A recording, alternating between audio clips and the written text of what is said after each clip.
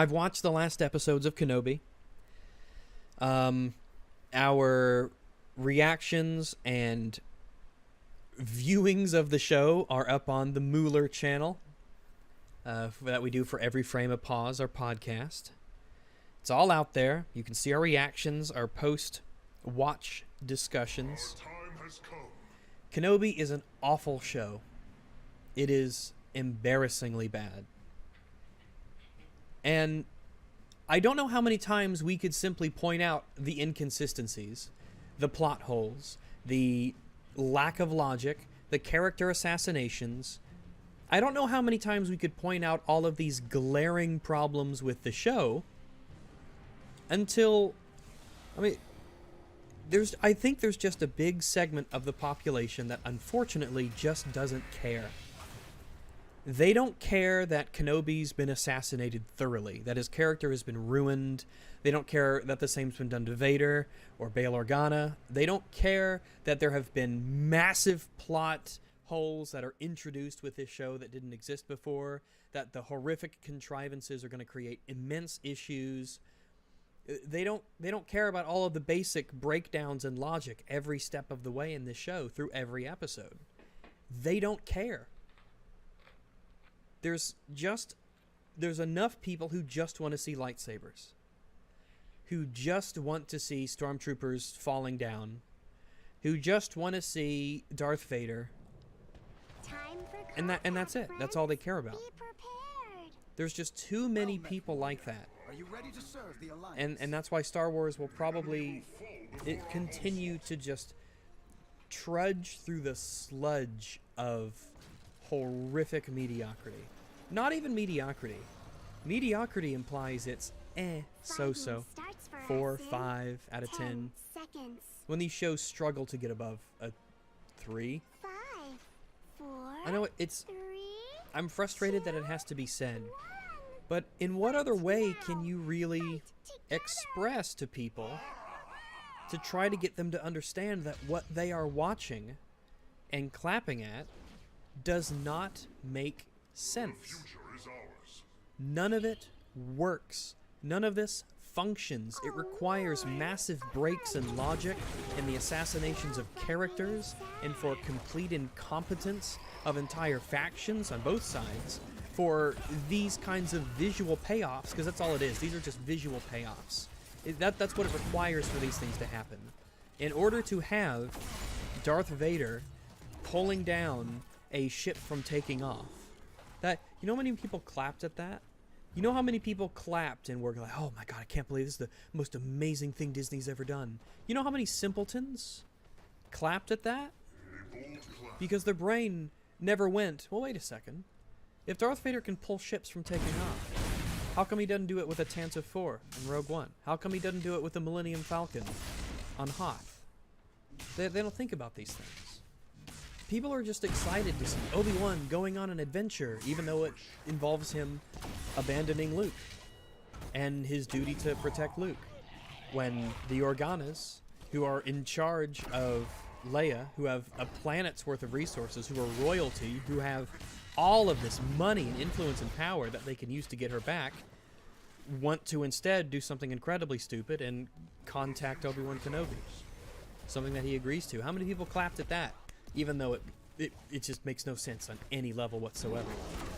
How many people giggled like schoolgirls in their chairs as they watched legions of stormtroopers who have no competence whatsoever, who have no ability to hit anything, who are totally worthless. Just the Empire as a faction. How can you clap and cheer and smile and be happy for the heroes when the foe that they have to face is so insanely incompetent? Do you cheer for an MMA fighter when he beats up a baby? I doubt it. People love this show.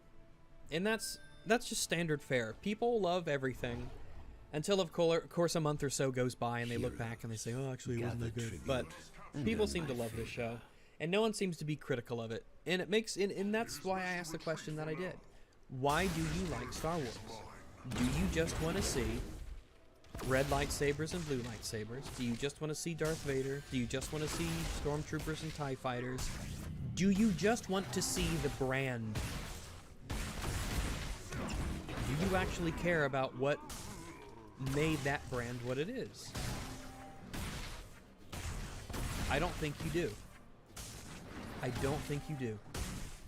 And you think you do, and that's kind of the problem, isn't it? Oh, finally, we got to see Obi-Wan and Vader fighting. Wow. And you'll clap and you'll cheer and you'll feel so happy that Disney brought you this, even though they had to ruin both characters along the way and put them inside of a plot that makes no sense, where nobody does anything logical, where the stakes are so mysterious based off of nothing following logically in terms of cause and effect. All of that is ruined, but that's okay. All of that is okay because we get to see the men with the lightsabers hit them together. And I clapped when I saw it. I clapped when I saw the Star Wars. People will say, because they've said it before, they will continue to say it again, I'm numb to it. I don't mind. I really don't. They will say rags. Mahler, Fringy, Jay, Metal, Drinker, everyone. They will say, why won't you just let people enjoy things? Well, first off, why won't you just let me hate things? However, allow me to ask you this. If I can take away your enjoyment of something by just describing it accurately, that's on you. That's on you. Because all we're doing with this show when we watch it and we point out all the inconsistencies and we point out all the flaws and we explain why everything the characters do is a contradiction from what has been established that they have, right? When they ruin a character by having them do ridiculously stupid and irresponsible things, or downright evil things in Obi-Wan Kenobi's case, and you, as a result, no longer like something or like it less, that's on you. That's your mind. It's not mine. I'm not making you do anything. That's you. And it's not something to be ashamed of or sad about. I think it's something that you should probably appreciate. Because it will make you appreciate the things that you like that hold up to that scrutiny. You'll really start to value and cherish the things that you like that have good characters, that have good plots, that have good world building.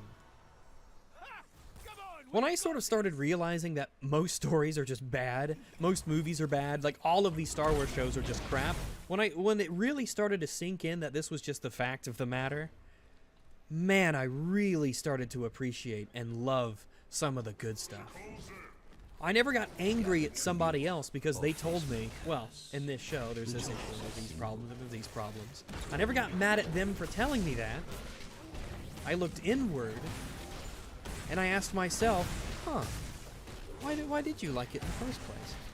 Maybe you didn't like it for something that was deep. Maybe it was just a misread.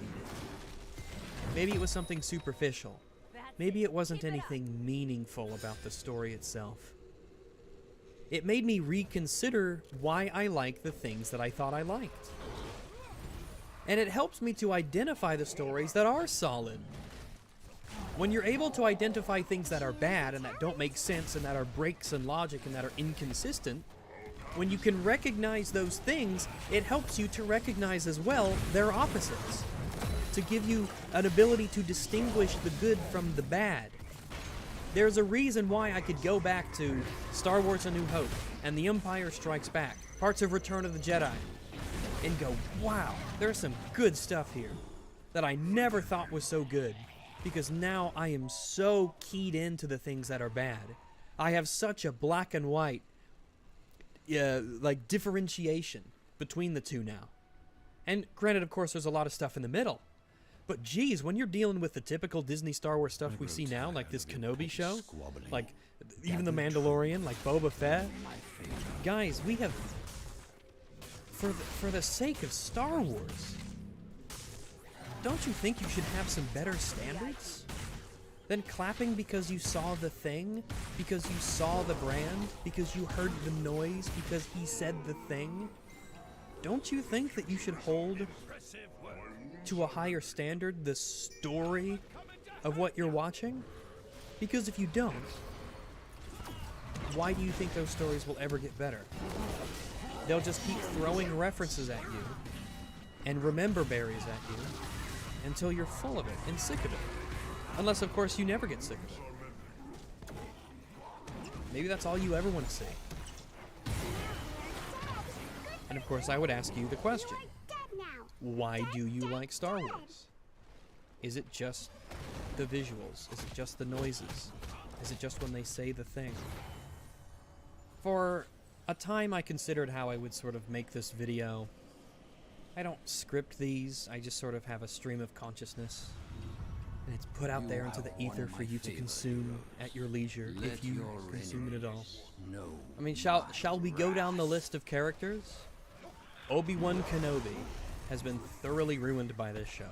Completely and thoroughly ruined. Everything that he was and everything that he will be is completely incongruent with what we see here. Obi-Wan Kenobi, from the beginning of the show, abandons his great responsibility of watching over and protecting Luke Skywalker from any threats that might come to get him. Threats that we know and he knows, more than anyone else, are out there looking for him. He has to remain vigilant. And what happens? Well, for reasons unknown, is the kindest way that I could say, ambiguously elaborated upon. He can't use the Force. He distances himself from the one weapon he might need to defend Luke. He doesn't thoroughly meditate. He doesn't keep in shape. He doesn't keep with the Force and practice with it. He just hides and hopes that nothing bad happens, I suppose. Extremely irresponsible of him. Extremely irresponsible of him. In a way that I believe already breaks his character. No amount of telling me, oh, he was sad, oh, he was traumatized, oh, he was da-da-da-da. No amount of that will do, because the show does not explain why. A reason is not given. The last time we see him, if anything, he has been told that there is a way to contact Qui-Gon Jinn. He has been told of his mission to protect Luke Skywalker. He has shit to do. And he knows the importance of being able to do this. And yet, when Leia is kidnapped, he is contacted by Bail Organa, and we'll get into him next. He's contacted by Bail, and they say that you have to abandon Luke, and it's your responsibility to watch after her, because to hell with our responsibility to watch after her. They say you have to leave Luke, even though you're probably literally the most wanted man in the entire galaxy. You need to leave your place of hiding, watching over Luke, to go try and track down our daughter, because I'm not going to get into the Bail stuff next. But he does that. He goes and he leaves Luke, which damn near gets him killed by the end of the episode. We'll get into that as well. He goes traipsing around the galaxy, walking around, not covering up his face. He's incredibly irresponsible in the way that he, puts himself into public places.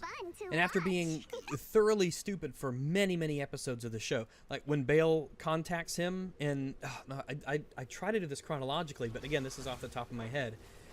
Remember in episode 3, he took an innocent person as a human meat shield, so that the stormtroopers attacking him would hit the meat shield instead of him? That's Obi-Wan Kenobi, right? That's what Obi-Wan Kenobi does, is he takes innocent people as meat shields.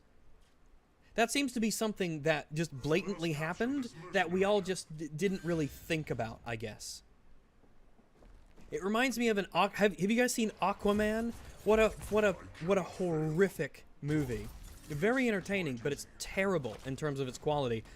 People really seem to forget that Aquaman used an ancient sea monster, and he destroyed an entire faction of people, the Crab Kingdom, right? Who were fighting against Aquaman's enemies. He killed probably thousands of them, the crab people who were fighting on his side, and like no one seems to remember that happened. He committed essentially a horrific bloody war crime, killing thousands of people who were fighting on his side, and just nobody talked about it. No one says anything. Even though that's clearly something that happened in the movie, no one just talks about it. It's like that, right? How something can be so blatantly a problem, and people just act like it didn't happen.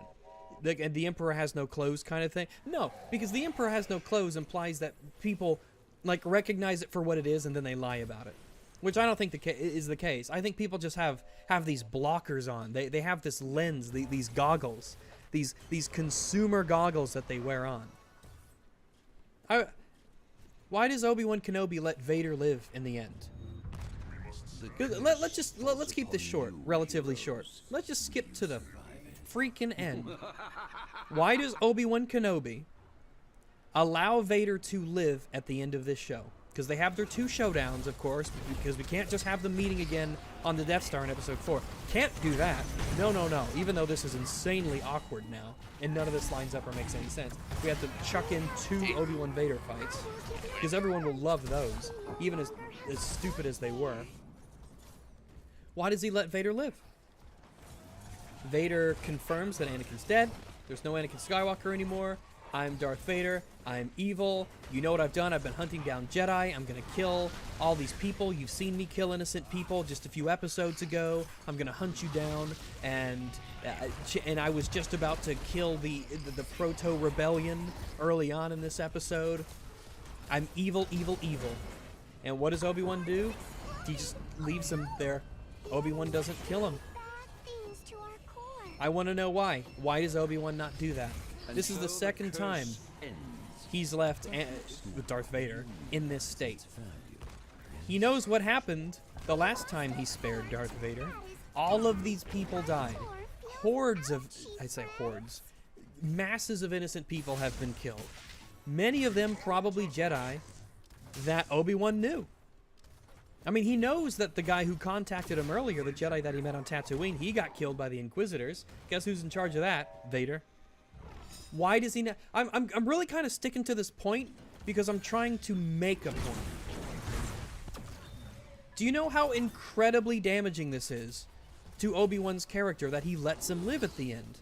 Because the writers know, right, that Darth Vader has to survive, and Obi-Wan Kenobi have to survive for the show because we need them for Episode 4, which I'm sure, they're trying their damned hardest to ruin with this show. Why does Obi-Wan not kill Vader? Because he doesn't kill Vader, Vader continues to terrorize the galaxy for another decade or so, just as he was doing in the decade prior. And Obi-Wan knows this, and he lets him live. They have successfully turned Obi-Wan into not even just a complete moral coward. Almost like irresponsibly evil.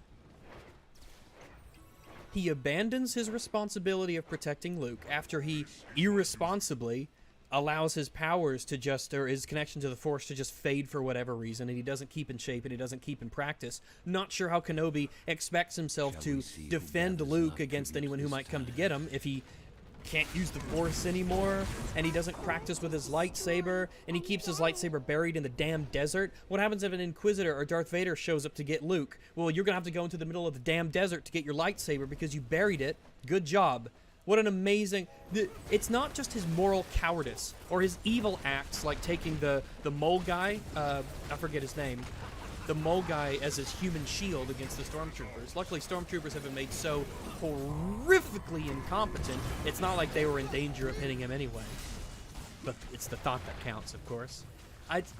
He's stupid, borderline evil in his irresponsibility now. And why do... Disney can't help themselves. The people they hire to write these shows, they cannot... I'm trying not to swear. I'm trying to get myself off the habit of swearing. But they cannot help themselves to ruin things. They ruin everything that they touch. You know, if you like this show, if you think this is a good show, especially like character-wise, I would love to know how your mind just like processes all that? How does your brain, because you and I, we watched the same episode. We saw the exact same damn pixels on the frames in the episodes. I do not have access to some information that you do not have. How is it that you can see this and you can clap? They are ruining the shit that you say you love, and you clap for it. How come I'm the one? I hate Star Wars now, basically. Certainly I hate what it's become. How come I care and you don't seem to?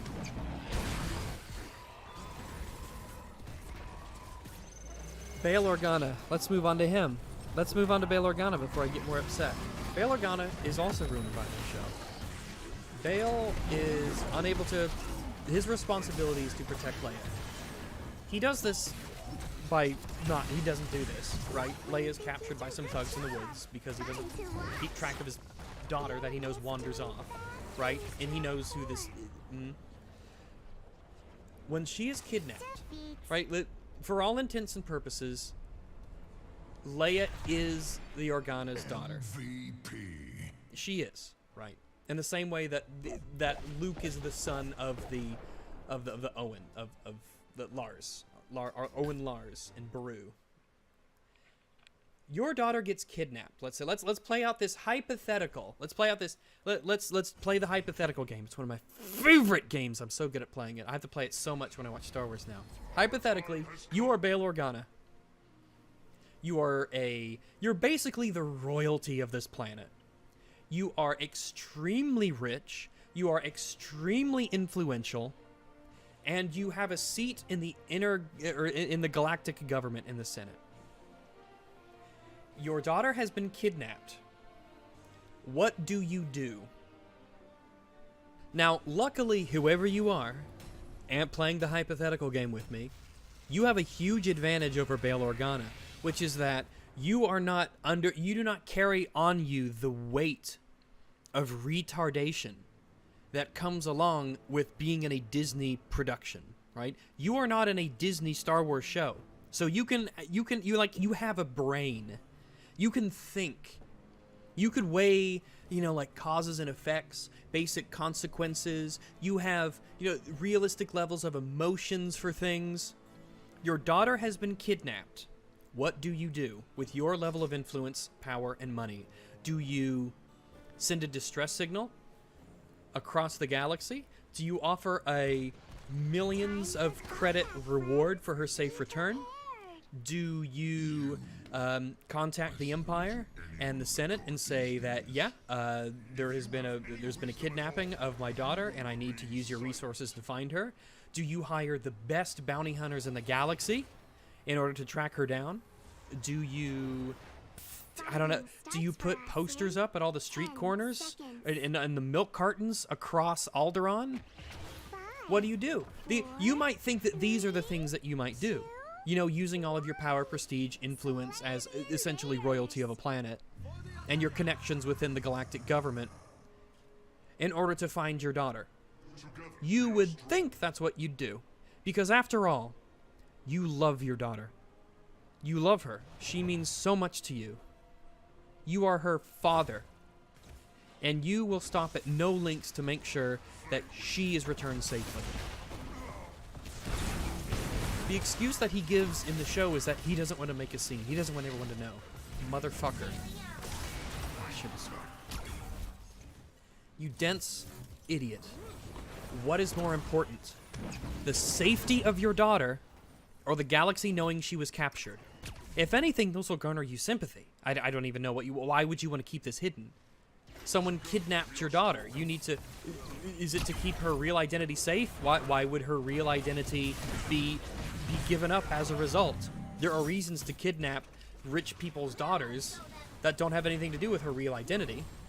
And besides, her real identity was apparently known or suspected, her connections, so that wouldn't have done anything anyway. And plus, isn't that all worth the risk if it's to get your daughter back when she's been kidnapped from... I mean, the people who kidnapped your daughter, they murdered a guard to get to her, so they clearly mean business and they're dangerous.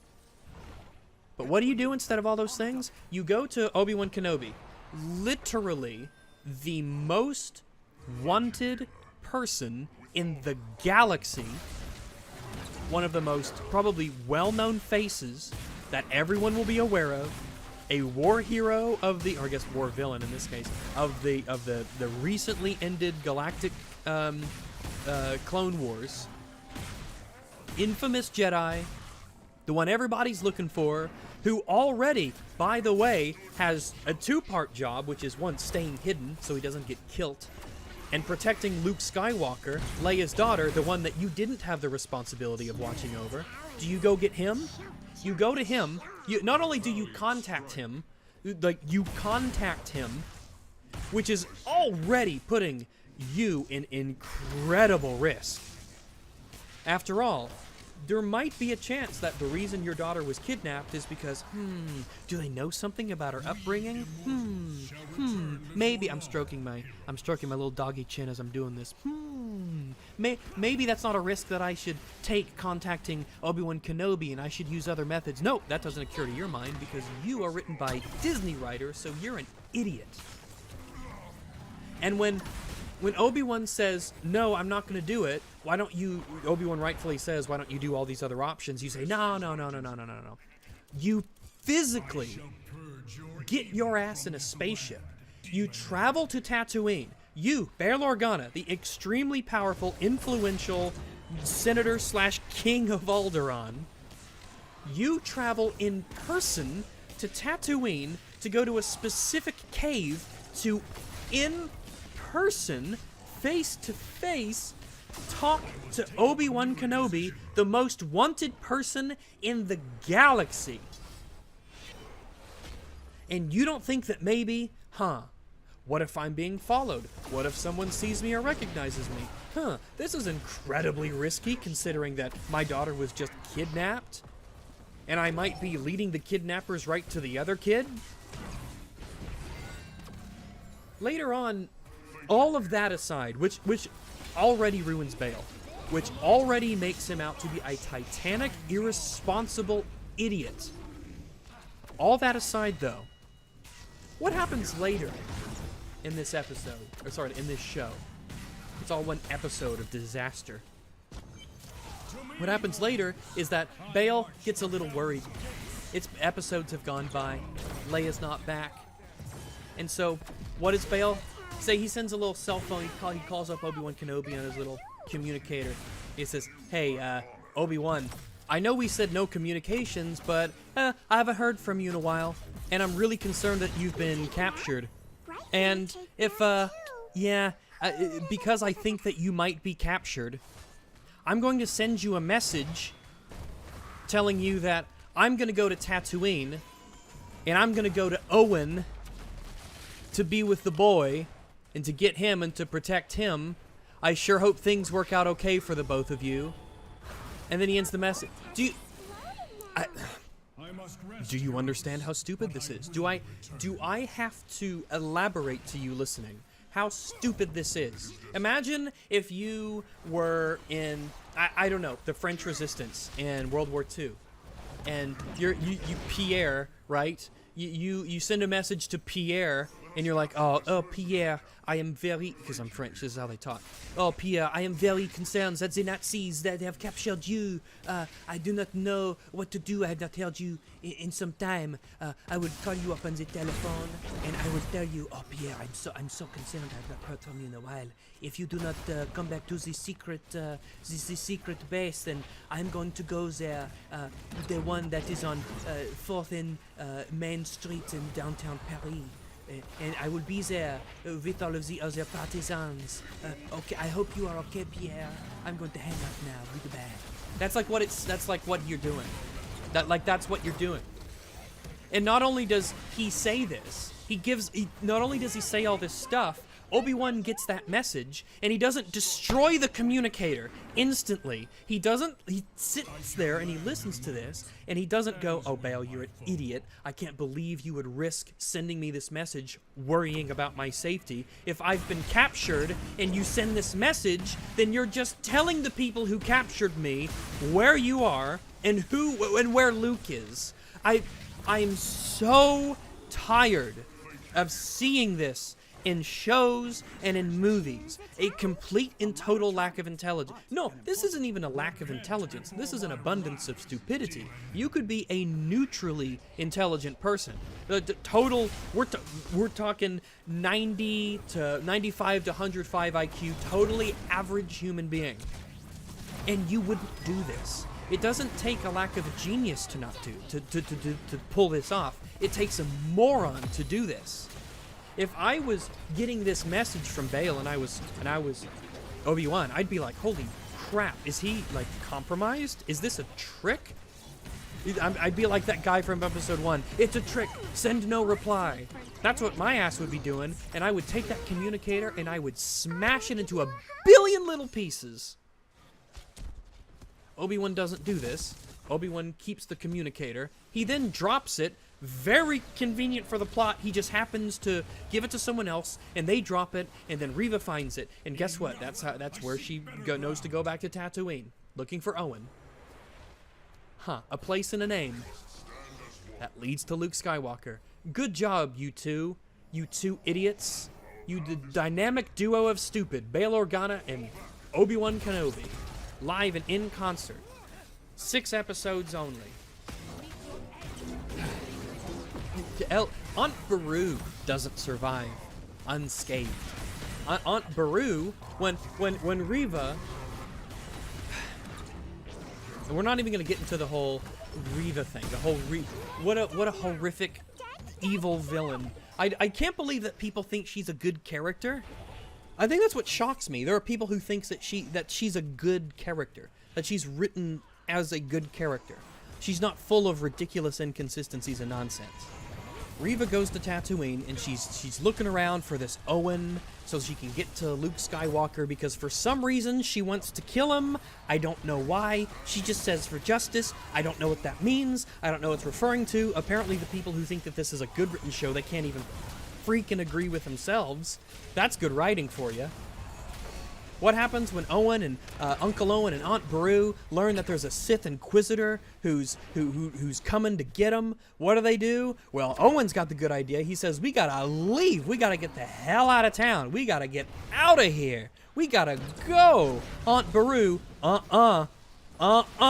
she's not doing, She's gonna have her girl boss moment, and she's gonna tell him, no, just because it's a Sith Inquisitor coming here, we've got a couple of guns. Let's just defend the farm ourselves. The two of us, the two water moisture farmers in this dirt hole in the desert. Yeah, we'll take her on. I'm not gonna run away. I'm gonna show her.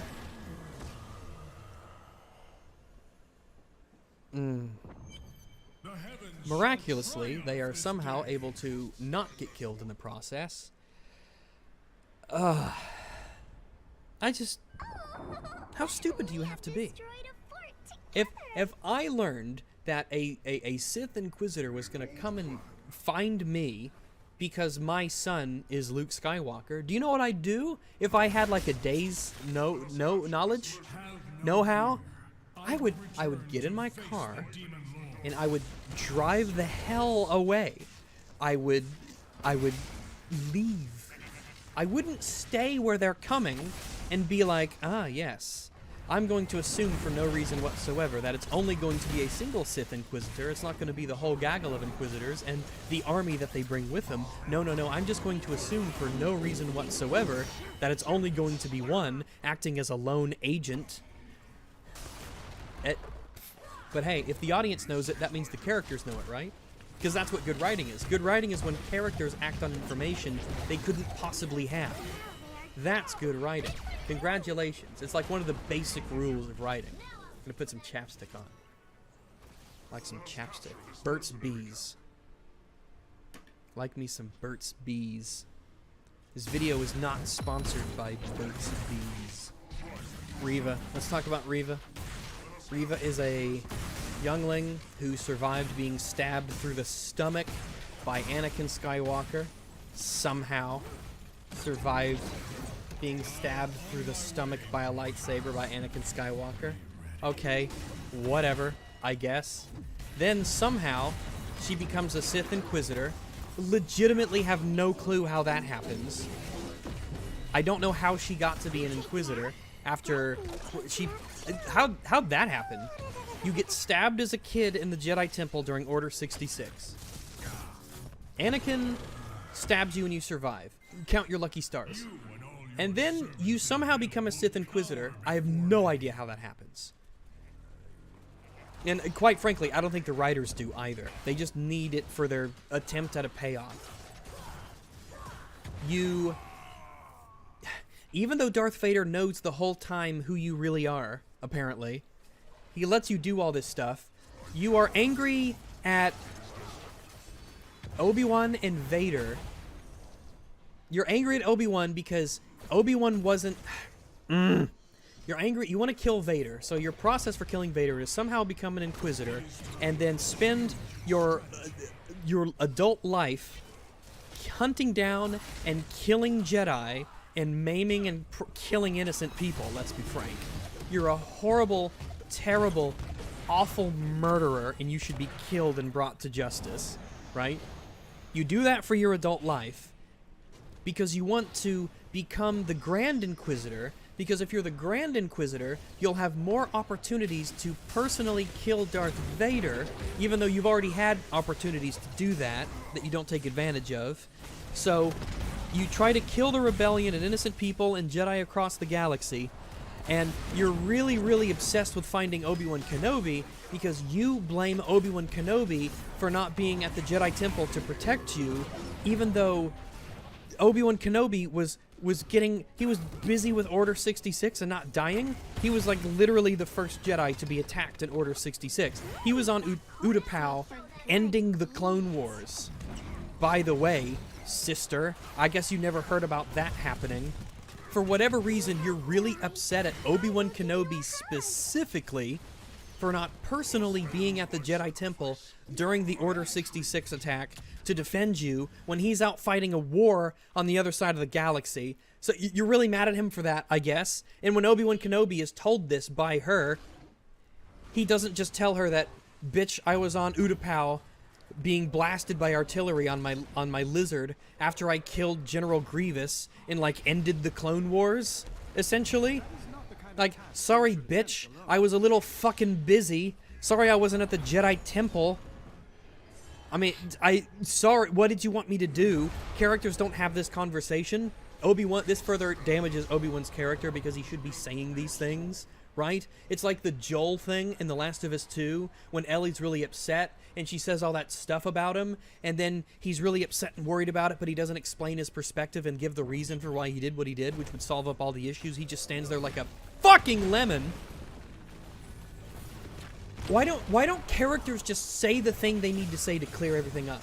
How come characters aren't gonna defend themselves just with their words? I'll tell you why. It's because the writers want to have a certain thing happen, and so to hell with a character reacting normally to essentially slander, or to a lie, or to something unreasonable. They're just gonna sit there and be silent and say, oh, I'm so sorry. Or they're not gonna say anything at all. Because that's what human people do, right? If my best friend came to me and said, Rags, I cannot believe you broke into my house last night. That's unbelievable. How could you break into my house last night and steal my Xbox and my poster that has all the Beastie Boys signatures on it? How could you possibly do that? I thought we were friends and you let me down and you stabbed me in the back. And then instead of telling him, well, no, I wasn't. I didn't rob you. I was literally over at Jim's house, and he can verify all this. I wasn't there. Why would you think that it was me? Why would you think that I would even do that to you? That's crazy. Instead of saying all that, I just stood there quietly and said, oh, I'm so sorry about what you're going through. I can't believe it. I wish I could have been there for you. No! That's not how people react to that sort of thing. And it frustrates me that characters have to be cut down. Characters have to be ruined and damaged because the writers just want a very specific kind of conversation to happen. And that conversation that these writers want to happen and they jam into the story means, unfortunately, Obi-Wan can't tell her that he was on Utapau killing General Grievous and ending the Clone War, and then he got blasted by artillery when he was on his lizard by the clones because of Order 66. that he wasn't running for his life. For whatever reason, Reva waits until Darth Vader is not distracted, and she tries to kill him. Of course, that doesn't go very well. Darth Vader stabs her a second time through the stomach, and it doesn't kill her. As Darth Vader walks away with someone else, who was also stabbed through the stomach with a lightsaber, and it didn't kill him. Holy fuck. When I thought getting stabbed... Sorry, Qui-Gon, you pussy. Don't you know that being stabbed through the chest with a lightsaber isn't fatal at all? No one dies from that. Why would you even... dying from being stabbed. Pussy shit, Qui-Gon. Reva goes to Tatooine because she wants to find Luke and kill him because... I don't know why. I legitimately don't know why she would do that. She says, justice. But I'm like, I have no idea what that means. Or what you think it means. Whatever. She tracks down Luke.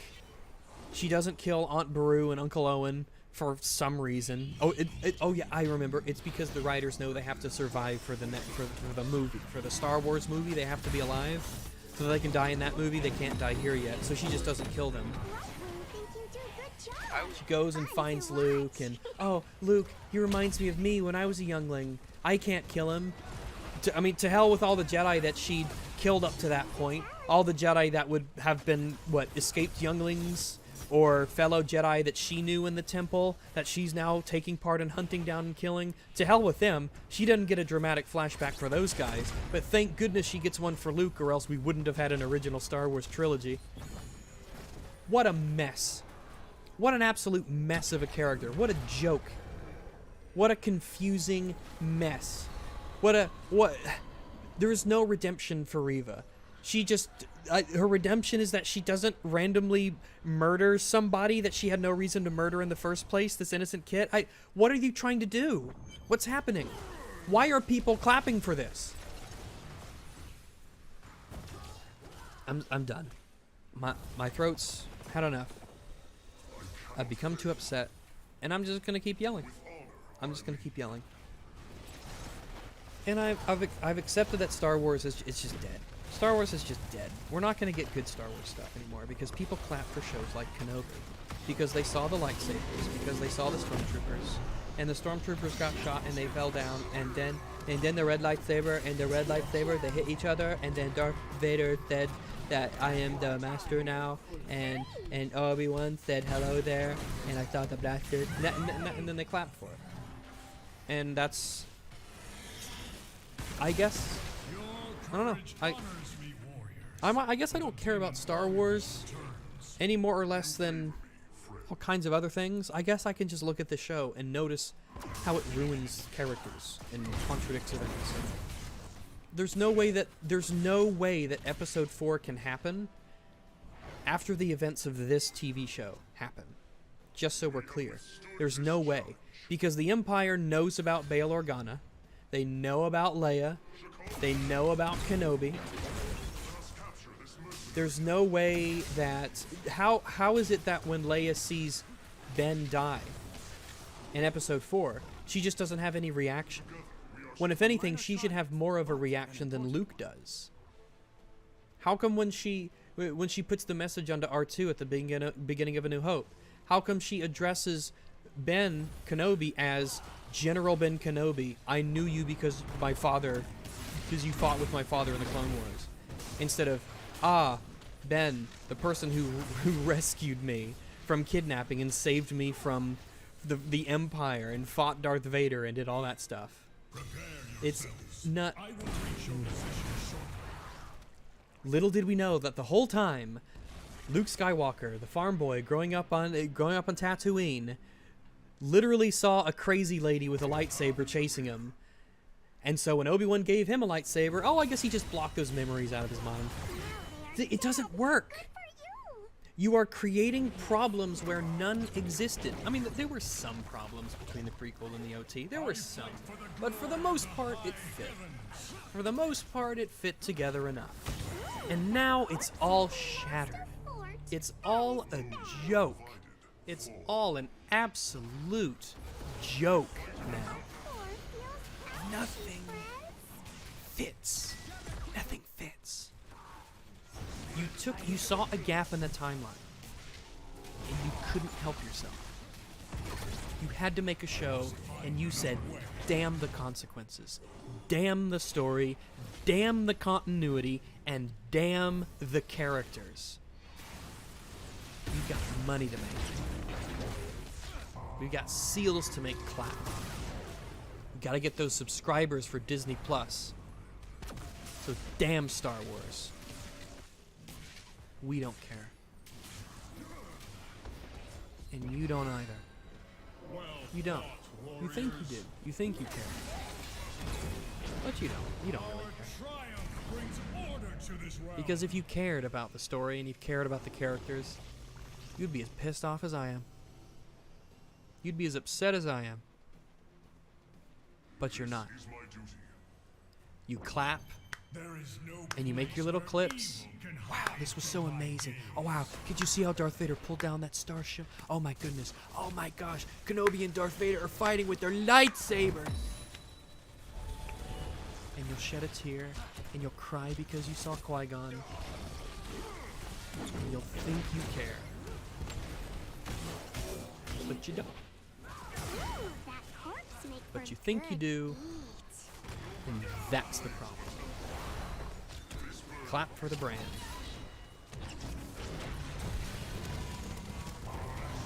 So yeah, Kenobi sucked. I'll see you guys later. Ciao. Thanks for listening.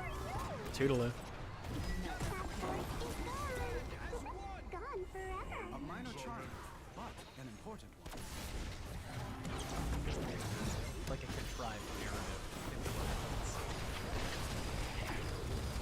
That people have been talking about that for years, but it doesn't seem like that movement has gained any more steam than it had before. Correct me if I'm wrong.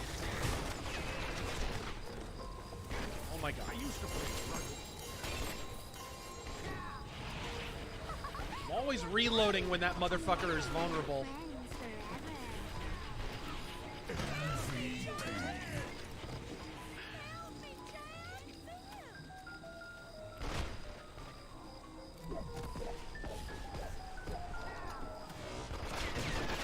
There we go, finally. So sorry. I hate that boss fight. That was incredible. You saved my life. All in a day.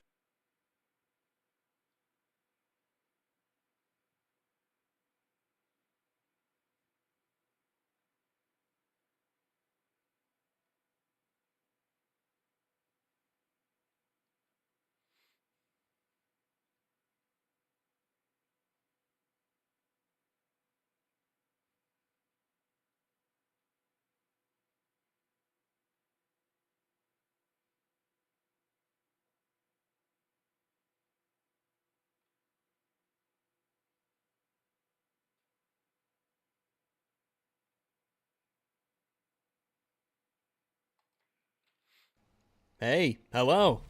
So, as many of you are very, very commonly aware, in fact, I don't think this would be disputed from either side of the aisle, gender ideologues comprise a fairly significant amount of what we would consider to be social justice warriors, especially online.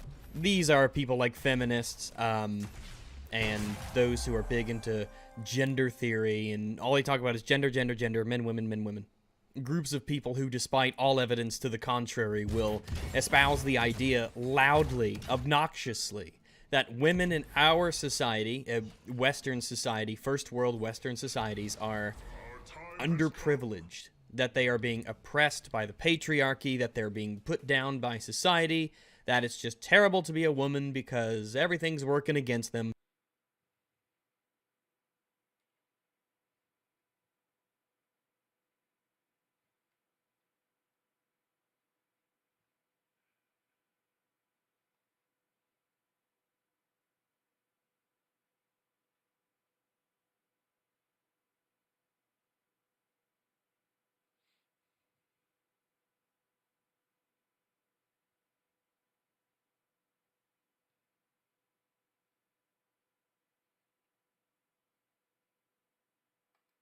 Ketanji Brown Jackson sworn into the Supreme Court. Now, she's a major lib. I mean, we know that she's got a little bit of a soft spot for some child predators. I don't think her nomination was anything worth celebrating.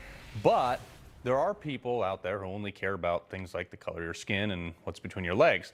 Now, those people are typically not very bright, and today they're celebrating. Hence this tweet from Good Morning America on ABC. It said here, Ketanji Brown Jackson is sworn in as the first black Supreme Court justice in U.S. history. Oh, really? Justices Clarence Thomas and Thurgood Marshall would like a word with the social media team over at Good Morning America. While this was likely just an honest mistake and somebody forgot to add the word female in there, which they couldn't even knock.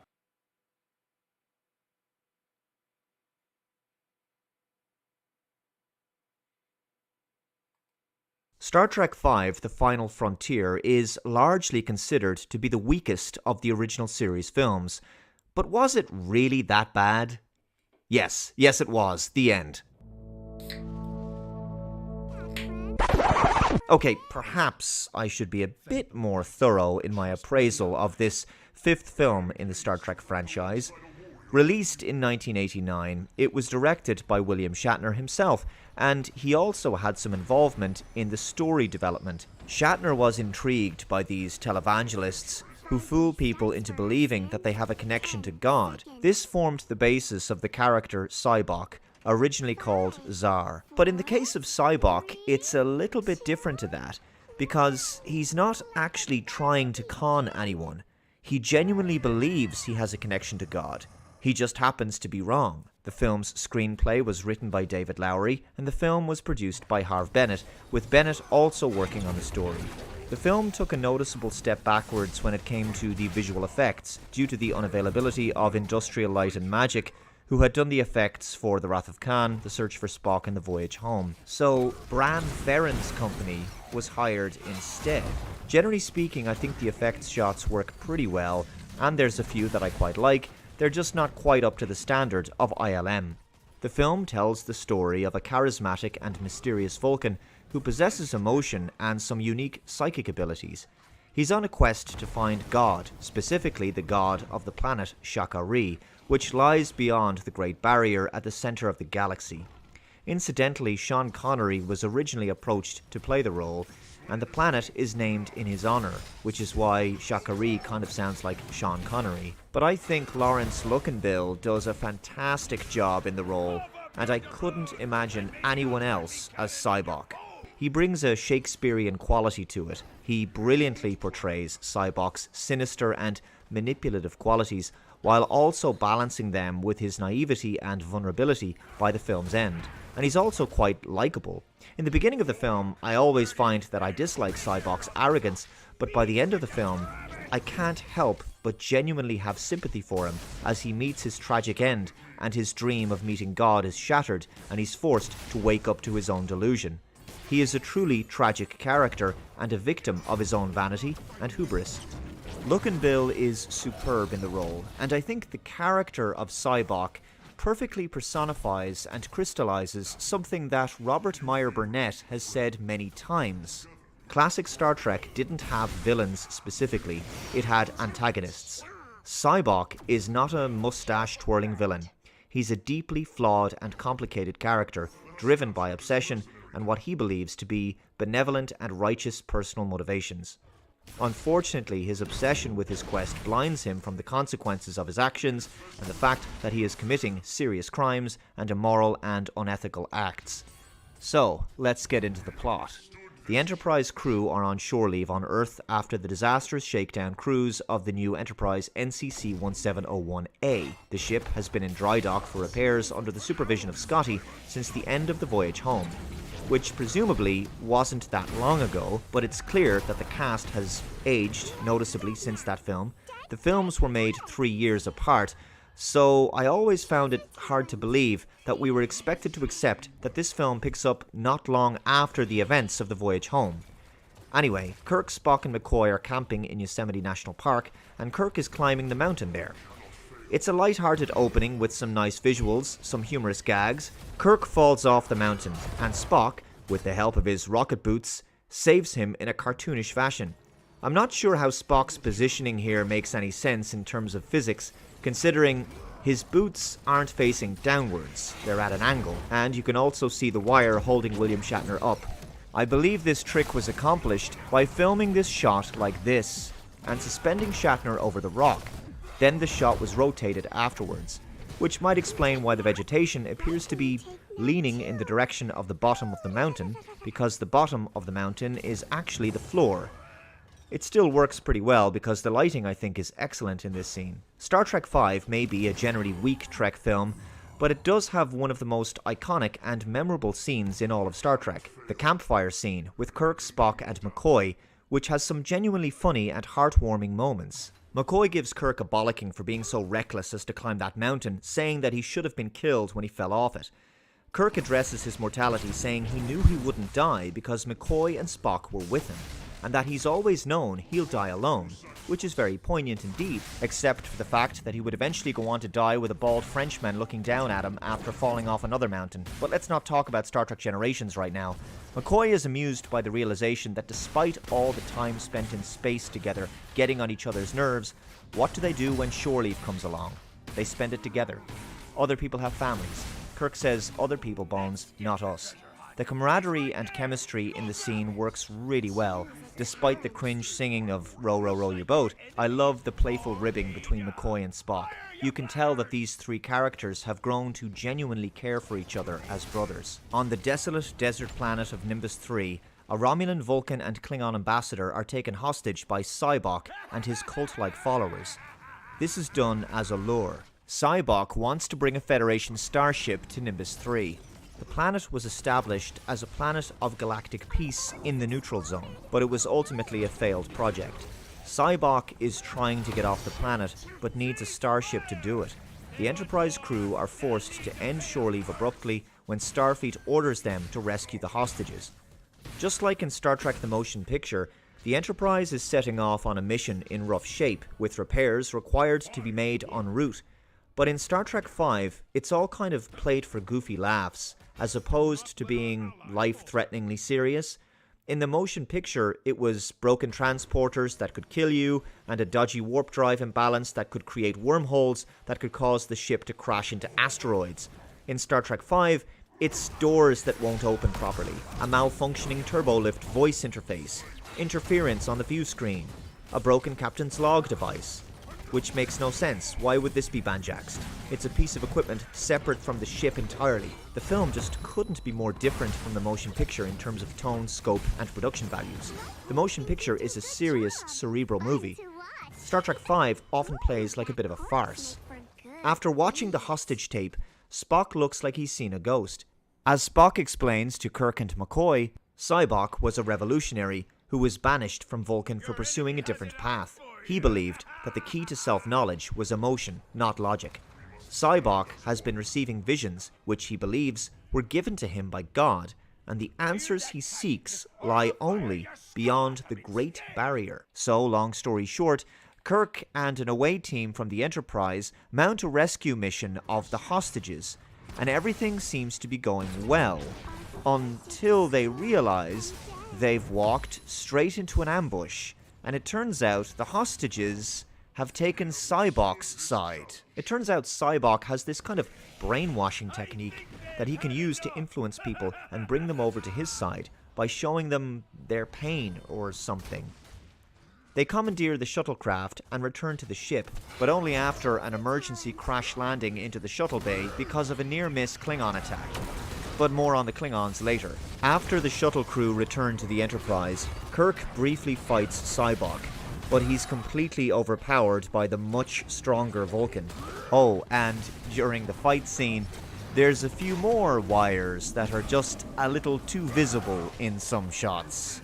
Spock disobeys Kirk's direct order to shoot Sybok. At this point in the film, Spock had not revealed the fact that Sybok is his brother. Anyway, Sybok's men take over the Enterprise pretty easily. Pathetic, really. A highly trained Federation crew and their security teams seem to be completely overpowered by a bunch of thugs from a desert planet. I mean, it's just not believable. But anyway, Sybok influences key members of the crew. Kirk, Spock and McCoy are thrown in the brig.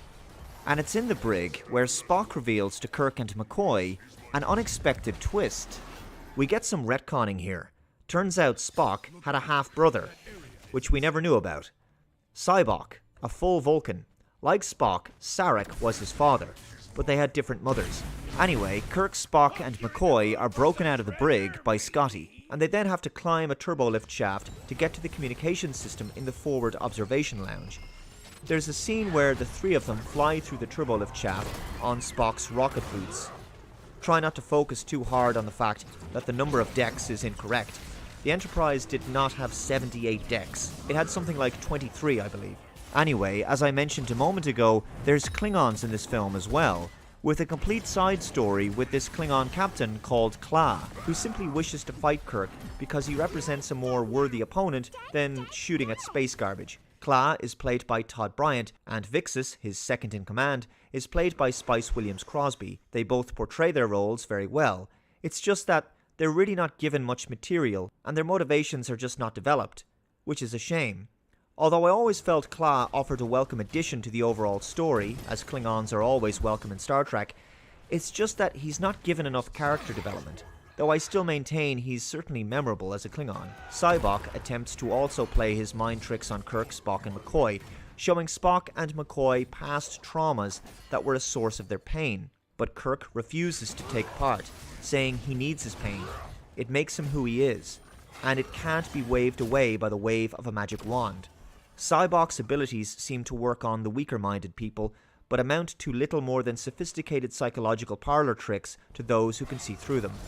They breach the Great Barrier, which by itself makes little sense that the Enterprise could just make it to the center of the galaxy in a few short hours, but Voyager can't make it to the Alpha Quadrant from the Delta Quadrant in less than 70 years. Go figure. Anyway, Sybok gives the Enterprise back to Kirk with no special conditions. Kirk asks, how does he know he won't just turn them around? But as Sybok rightly says, because he too must know, Zer0eher0e, known to every other culture as a kind of heaven, is a mystery worthy of exploration. Also, just as a quick note, Sybok's mind control over the crew appears to have dissipated, and it's never mentioned again. Go figure. So Kirk, Spock, Bones and Sybok take a shuttlecraft to the planet, and after some walking in the desert, they encounter a large, disembodied head, a man with a white beard, looking like what many people envisage God to be. The creature welcomes them, saying that they are the first to find him. He asks how they arrived, and Sybok explains they took a starship. The creature asks if this starship could carry his wisdom beyond the barrier. Sybok says it could.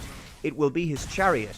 But Kirk is skeptical, wondering in the now immortal one-liner, what does God need with a starship? When asking for proof that this is in fact God, the creature attacks Kirk and then eventually Spock. Sybok is horrified by this, and also confused, but he ultimately redeems himself. By sacrificing his life by attacking the creature, he bids a farewell to his brother Spock and apologizes to him. I think Sybok's tragic end, his painful realization and his subsequent act of selflessness is a really solid conclusion to his story arc, and he ultimately dies saving Kirk, Spock and McCoy by buying them enough time to escape. Something an antagonist might do, but not a villain. You see the difference. As to how or why he was receiving these visions from this creature his entire life, that's not explained. Perhaps Sybok was genuinely a very special Vulcan, one who had tapped into some deeper telepathic abilities that other Vulcans had never previously explored. Regardless, the creature had been imprisoned on the planet for a long time, and although it was powerful, it was certainly no god. The Enterprise transports Spock and McCoy back aboard, but the Klingon ship fires at the Enterprise and damages the transporter immediately afterwards, so Kirk is stranded on the planet. It's at this point, I should say, that there had been an alternative ending planned that involved several Rockmen, but due to budget constraints, it was reduced to just one Rockman. I think the Rockman suit looks absolutely fantastic, if I'm honest. Some test footage has been released on the special edition DVD version of the film. Apparently, there were issues with the suit, and the footage wasn't really working as well as the filmmakers had hoped, so it was dropped. But I think this guy actually looked kinda cool. The Enterprise and the Klingon ship are locked in a standoff, and so Spock convinces the Klingon ambassador to order Captain Kla to stand down. The bird of prey destroys the creature of Zer0eher0e, and Kirk is beamed aboard the ship. It turns out Spock was the one doing the shooting. There's a final gathering aboard the Enterprise in the observation lounge, where everyone has a drink, at the edge of the known universe, because why not? Kla salutes Kirk, and I suppose he would probably be happy enough that Kirk saluted him back, considering he seems like a massive Kirk groupie. It was also probably the honourable thing to do, which any self-respecting Klingon would appreciate. Kirk, Spock and McCoy shoot the breeze, discussing whether God is truly out there. Kirk suggests he's in the human heart, and Spock mourns the passing of his brother Sybok. Kirk says he lost a brother once, but was lucky to get him back, referring of course to Spock's resurrection. Kirk realizes that he'd been wrong. Men like him do have families, his brothers, Spock and McCoy. And so we come full circle, with a final scene of the trio once again around the campfire, and Spock plucking his Vulcan harp, playing the song Row, Row, Row Your Boat. This time, they all sing it. The film ends rather unceremoniously, and the final conclusion is very anticlimactic, making one wonder, what was the point of it all? What exactly is Star Trek V: The Final Frontier trying to say, or what was it trying to explore? There's no clear theme, just several minor and disconnected themes that are hit upon throughout the film. Kirk's mortality, the idea that the three main characters are like a family, Spock's relationship with his half-brother Sybok, Sybok's quest for God, something about people's pain. God is in the human heart, but there's nothing really clear here, and nothing is thoroughly explored. The central plot was generally fairly weak. The antagonist was well written and portrayed, but the story didn't feel cinematic or interesting enough. It's like the film doesn't know what it's trying to say. The idea of potentially meeting God may sound like a big, ambitious concept, but as this is ultimately an unknowable thing, it would only ever come off as unsatisfying to most people. The story just isn't very intelligent or developed enough.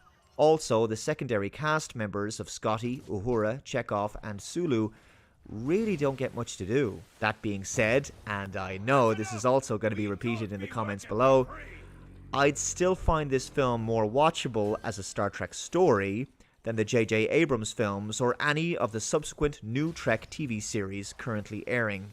Star Trek V: The Final Frontier isn't a great film, unfortunately, but it is a film I kind of like despite all of its flaws, and that's really the only way you can actually like this film.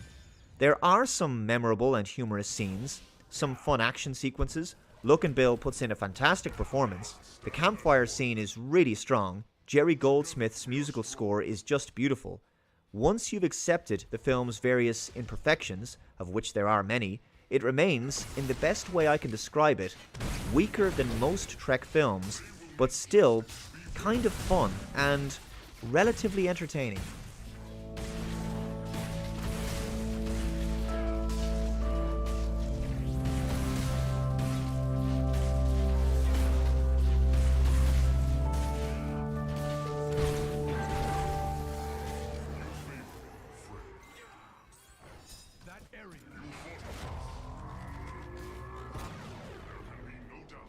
So Star Trek Picard was pretty much what I expected it to be. The first episode, Remembrance, is certainly better than the first episode of Star Trek Discovery. Not that that would be all that difficult. And I enjoyed the opening scene and seeing the Enterprise D in a dream sequence with Picard and Data, and they're playing poker and all that kind of stuff. And I think the de-aging CGI for Brent Spiner is reasonable. It's perfectly acceptable. I think it worked quite well. And Picard is in France, in Chateau Picard again, and he's got these two Romulan assistants. But we've gone back to the old makeup now, to the original series makeup. So the Romulans look like Vulcans, and I'm sure that's not going to be confusing throughout the rest of this show.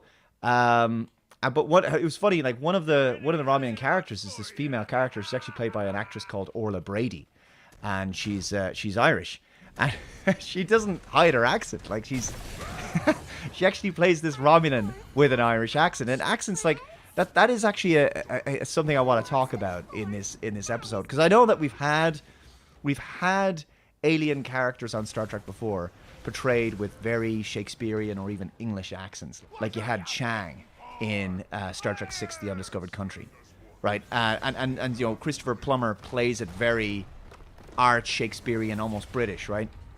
But for the most part, with that exception aside, for the most part on Star Trek, aliens always had that kind of arch Shakespearean quality of, I will destroy your ship, Captain. But there was always an attempt to kind of stylistically standardize the accents. But since Star Trek 2009, with Nero, you know, the characters kind of just, they kind of play it quite human. The aliens are quite human, and I don't like that. You know, you had like Nero, and he's like, hey, Christopher, I'm Nero. And it's like, oh, they're trying to kind of be funny and to be too human. And it doesn't feel alien anymore. And now we have like several characters